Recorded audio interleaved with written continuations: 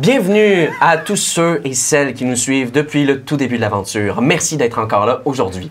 Mais on accueille peut-être de nouvelles personnes en notre compagnie qui décident de se joindre à cet épisode 21 ou nouvel épisode 1 de cette campagne pour amorcer le 3e chapitre. Alors, avant toute chose, j'aimerais représenter la merveilleuse équipe d'aventuriers et d'aventurières avec laquelle on voyage depuis maintenant quelques mois maintenant, à commencer par... Salut! Salut! Je m'appelle Joey et je joue le séduisant et coquin Yaka, un Léonide barde du Collège du Glamour, dont la quête en fait lui impose la fuite. Je n'en dirai pas plus. Mystérieux! Et à ta droite... Voilà. Alors moi, je suis Chloé et j'interprète Valérie, une roublarde avec des pouvoirs psychiques hors du commun, mais personne ne sait vraiment d'où ils viennent. Oh! Mystérieux! Boulangère à César. Ouais, voilà. Et à ta droite... Bonjour, mon nom est Marc-André et j'interprétais le rôle de Ron. Et le dernier épisode, il est décédé. Donc, j'interprète le personnage de Navi, sa sœur qui était dans son corps, mais c'est un peu compliqué. En tout cas, voilà. Et maintenant à ta droite, de l'autre côté... Bonjour, je m'appelle Rosanne et j'interprète le rôle de Célène, qui est une grande Goliath qui pratique la méditation régulièrement, qui est une moine de formation, qui aime se servir de sa force, mais aussi de son intelligence spirituelle. Ouais, très fort. Mystérieux! Elle lance parfois des roches. J'essaie de moins en moins. À On ta, salue Félix. ta droite aussi. Salut, moi c'est Xavier. J'incarne le jeune et fougueux Léoniril Prespharen, un demi-elfe ensorceleur, sorcerer pour les bilingues, qui cache sous un cache-œil de mystérieuses écailles qui prend tranquillement apparence sur son corps. Mystère! Il est tellement mystérieux! Et boule de gars. Et à ta droite, finalement. Bonsoir. Et bienvenue. Magie. Moi, je m'appelle Alexandre et je joue le baron de votre cœur, Cassius Vex Sandovac. Je suis un mage et un épéiste à la fois hors pair. Je me voue au chant de la lame, un art elfique perdu. Et je suis à la recherche de mon maître Eriarus. Je tiens en ma possession son grimoire avec plein de secrets. Il est tellement voulu le grimoire. Peut-être. Mystérieux! Oh my God! Merci, baron de mon cœur. Et finalement, moi, je suis Jérémy. Je serai votre humble narrateur pour la suite de l'histoire. Maintenant, je vous ramène à vous, cher public, au tout début, alors que nous sommes sur la planète Navis, dans le grand continent d'Equinox. Nous nous retrouvons dans la province de Duricton, sur les quais de Cendreport, là où il règne une panique générale.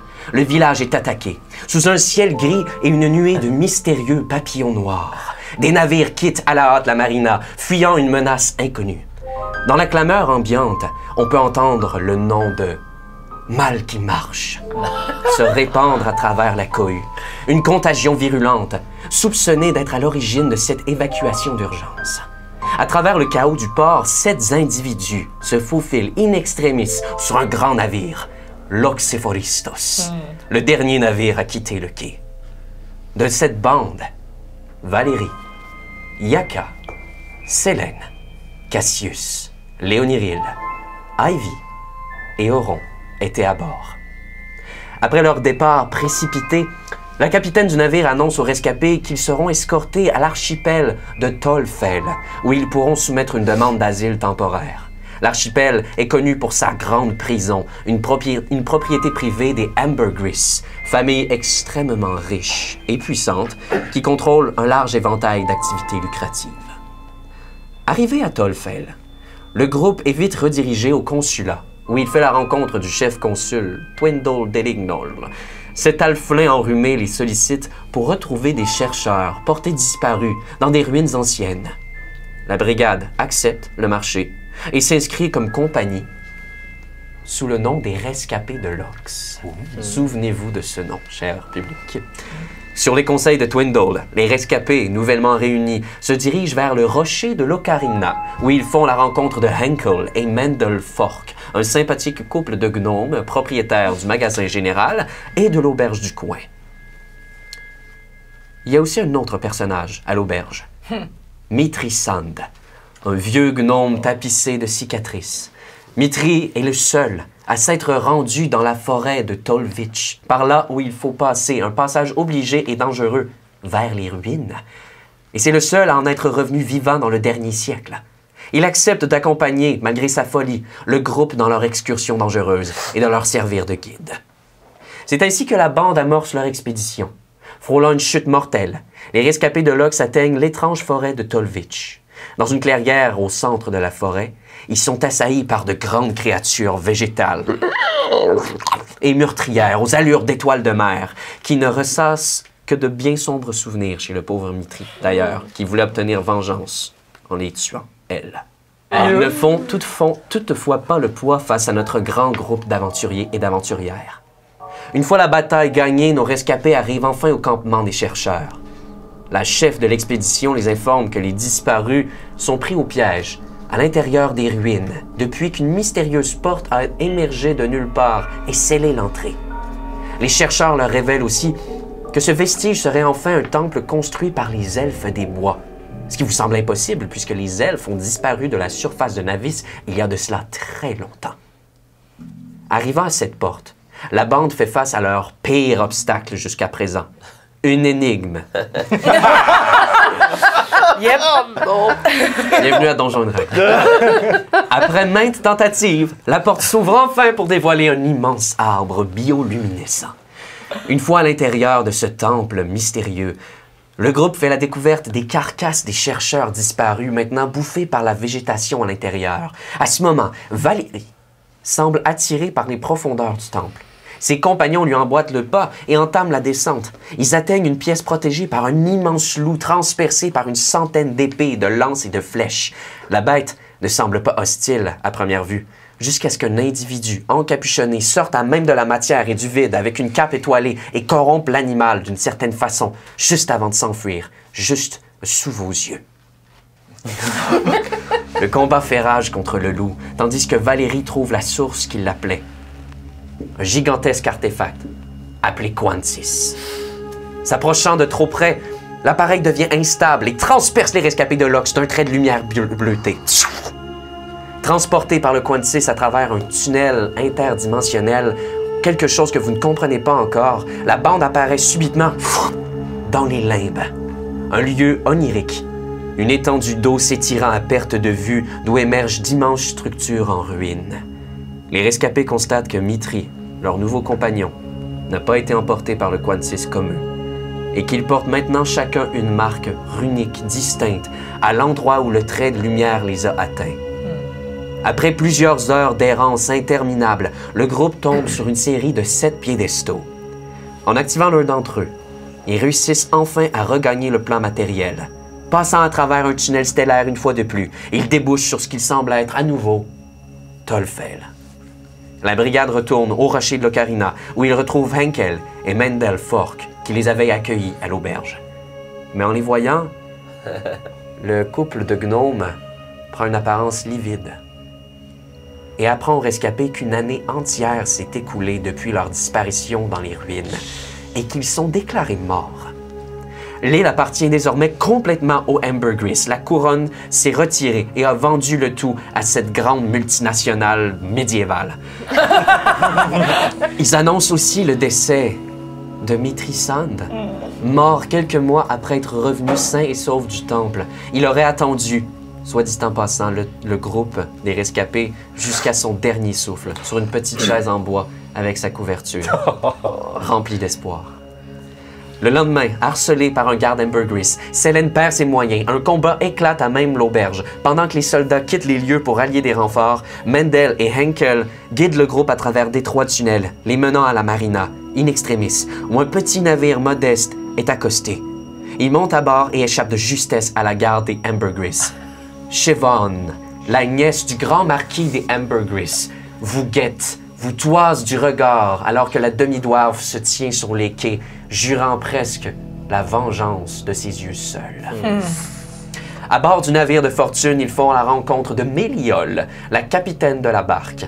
Elle invite la bande à prendre la direction de la crique de Ventre en l'air, ville dominée par ceux qu'on nomme les Blue Bears, menée par Silas Blueberrings, le maire de la crique. Forgeant au préalable des papiers civils, les rescapés de Lox regagnent la terre avec de nouvelles identités. Avant de se séparer, Méliole leur fait savoir qu'une offre les attend à l'auberge du Fanal. Cherchant le chemin jusqu'au coin du marché, le groupe est témoin de brutalité de la part des autorités envers un jeune tieflin, un jeune homme mi-humain, mi-démon, un héritage souvent ostracisé dans ce monde. C'est à ce moment que Auron est pris d'un malaise. Lui-même tieflin, son comportement change subitement et il semble maintenant persuadé d'être une jeune fille du nom de Navi. Bien que son apparence reste inchangée, elle se présente comme étant la sœur d'Auron. À l'auberge du Fanal, nos aventuriers sont conduits à Méliole, ou plutôt à Nazamish, de son vrai nom, révolutionnaire, tapis dans l'ombre, voulant redonner le contrôle de la crique au peuple, avec son groupe, les affamés. Elle implore la brigade de rejoindre la révolution imminente contre Silas et ses Blue Bears. Le groupe s'allie alors à Anna et va aussi chercher des alliés comme Ren Whistle, un dwarf utilisant une pierre étrange pour guérir les malades. Sélène, intriguée par sa pierre, questionne Ren à son sujet, qui lui tente de lui donner, de s'en débarrasser, et c'est à ce moment que la pierre se retourne contre son utilisateur, Ren, et l'aspire. Sélène, ne sachant que faire devant l'impossible, décide de fuir et d'abandonner ses amis. Ayant perdu 2 de leurs alliés, les rescapés passent tout de même à l'action. Les flammes de la Révolution embrasent la ville, tandis que les rescapés, aidés d'Anazamish, capturent Silas à même son manoir alors que le combat fait rage ailleurs dans la ville. Dans un échange des plus tendus, ils découvrent que le maire de la crique n'est en fait qu'un pion de ces fameux Ambergris, et sont surpris de voir que Silas se montre même compatissant à leur cause. C'est à ce moment que Anazamish, qui se révèle être la sœur de Silas, lui tranche la gorge par simple désir de vengeance.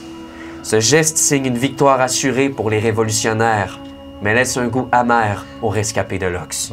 Ils décident donc de prendre la route vers Cendreport, là où tout a commencé, dans l'espoir d'en apprendre davantage sur le mal qui marche.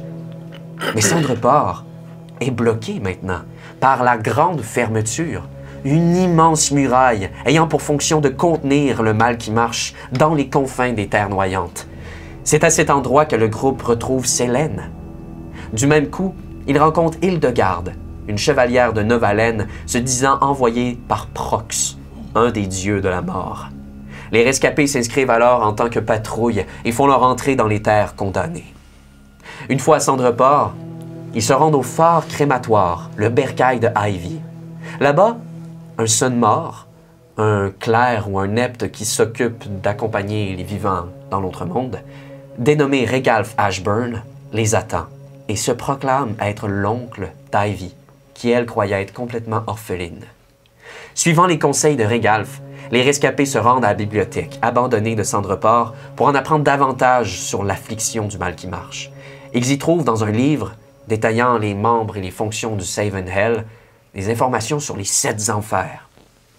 Parmi ces démons qui l'habitent, ils identifient celui étant responsable des tribulations des terres noyantes.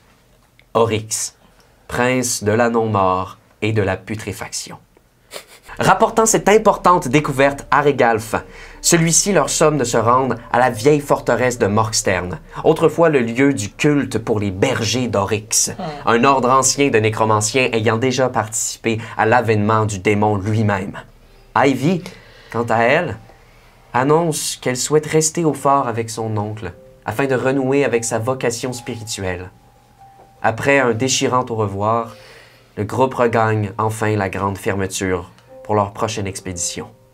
En direction de la forteresse, les rescapés perdent pied et tombent dans un ravin. Ils atterrissent aux portes de la cité souterraine de l'Outre-Terre, un temple dédié à Arachné, une ancienne déité de la nature.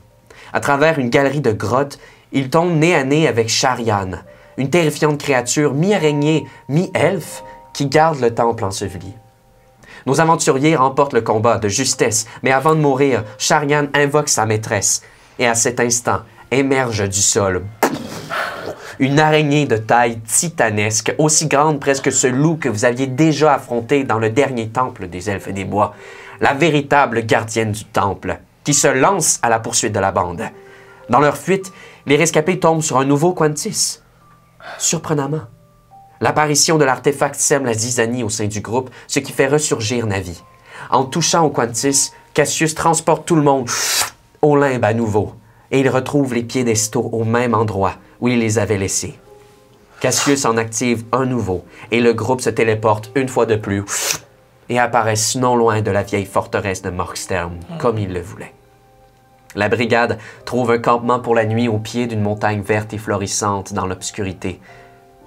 Et c'est là que Navi se fait appeler par une vision d'Oryx. Incapable d'y résister, elle obtempère contre son gré. Et personne ne réalise que le corps d'Oron se dirige vers la forteresse de Morkstern, sous le couvert de l'obscurité. Pendant leur tour de garde, Hildegarde se confie à Valérie. Elle aurait été visitée par Oryx elle-même après avoir contracté le mal qui marche. Le démon lui a alors proposé un pacte pour survivre, chose qu'elle a refusée, ce qui aurait créé un cataclysme autour de son corps et emporté des milliers de vies innocentes. Prox, paveur des morts, lui serait apparu à son tour pour lui donner une chance de sauver son peuple. Elle serait devenue sa championne et porterait en elle les âmes de Floretheim, sa ville natale, ayant pris la forme de papillon dormant à même sa cage thoracique, Hildegarde étant devenue une revenante. Pendant ce temps, au pied de la montagne, un monticule explose, vous surprenant dans votre nuit alors que Griselda Grénorel, une immense firbolg recouverte de mousse verte et de champignons, sort de sa dormance. Elle décide d'aider les rescapés dans leur quête, ayant elle aussi des comptes à régler avec ce mal qui marche. Au matin, le groupe s'aperçoit que Navi a disparu. Hildegarde est certaine qu'Oryx en est la cause et qu'ils doivent se rendre au plus vite à la forteresse. À l'intérieur de celle-ci, ils découvrent un prisonnier mourant du nom de Eddie. Ederson Bagby. Sur son dernier souffle, cette personne que vous avez cherchée pendant 20 épisodes, celui-ci vous conjure de lire une lettre qui relate la vérité sur Ivy et sa famille. Régalf serait responsable de la mort de sa sœur, Eva Ashburn, qui est la mère de Ivy, sa véritable mère. Régalf aurait conclu un pacte avec Oryx afin de la ramener à la vie. Et c'est ainsi qu'il aurait engendré le mal qui marche, la première étape d'un grand rituel de résurrection. Au même moment, ailleurs dans la forteresse, Oron et Navi sont sous l'emprise de Régalf et d'Oryx qui tentent de réaliser l'ultime étape de la résurrection nécessitant un corps avec 2 âmes. C'est alors que l'âme d'Oron se réveille dans une sorte de rêve après une longue lutte et après une longue lutte interne, Oron se sacrifie pour sauver sa sœur et la libérer de l'influence d'Oryx. À son réveil, le corps d'Oron s'est transformé en celui de Navi, et nul ne sait où est maintenant l'esprit de Oron. Après un long combat opposant nos aventuriers à Régalf, ceux-ci triomphent. Régalf est maintenant aux portes de la mort, et c'est alors qu'il se transforme en un énorme fiélon. D'un tour de magie habile, Cassius réussit à arrêter une fois pour toutes le rituel de résurrection avant que celui-ci n'atteigne son ultime aboutissement. Et Valérie, elle, achève Régalf dans sa forme de fiélon vaincu. La malédiction des terres noyantes est levée. Rien de moins. Rien de moins. À l'instant où le dernier mort vivant tombe, une fissure de lumière se dessine sur l'abdomen d'Hildegarde et en s'échappe par milliers les âmes de Floretheim sous leur forme de papillons lunaires. Sa mission enfin accomplie, Prox reprend le corps et l'âme de sa championne.